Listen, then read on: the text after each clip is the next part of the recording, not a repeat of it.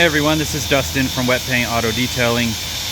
Just wanted to show you this new Toyota Tacoma that we have in the shop today.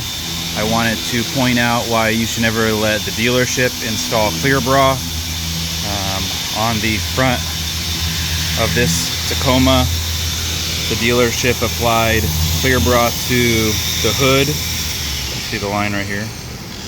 And the front of the fender, they didn't roll the edges.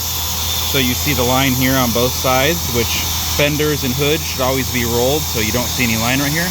And they also didn't apply any film to the bumper. So this has clear bra on the fender and hood, but nothing on the most important part, which is going to be the bumper.